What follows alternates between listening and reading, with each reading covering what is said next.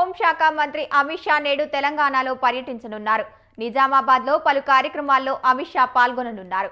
ఉదయం 11:25 గుజరాత్లోని అహ్మదాబాద్ ఎయిర్పోర్టు నుంచి బయలుదేరి మధ్యాహ్నం 1 గంటలకు బేగంపేట ఎయిర్పోర్టుకు అమిత్ షా చేరుకుంటారు.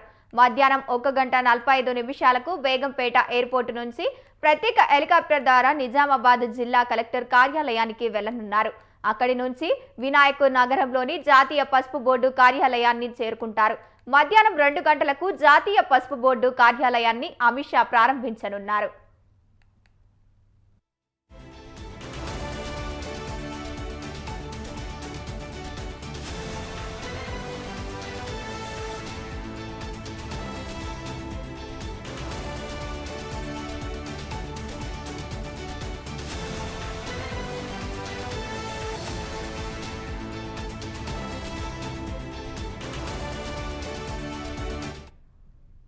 మధ్యాహ్నం 2 గంటల నుంచి 2:30 వరకు జాతీయ పసుపు బోర్డు కార్యాలయంలోనే ఆయన ఉండనున్నారు.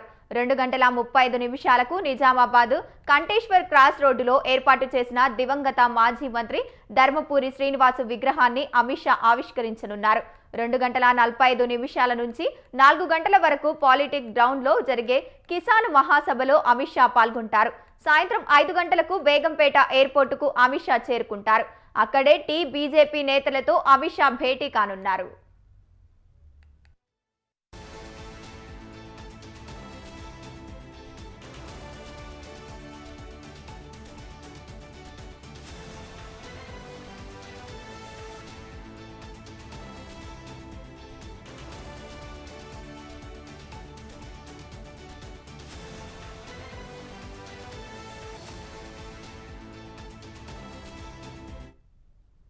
కేంద్ర హోంశాఖ మంత్రి రానున్న నేపథ్యంలో పోలీసులు పటిష్ట భద్రతా చర్యలు చేపట్టారు.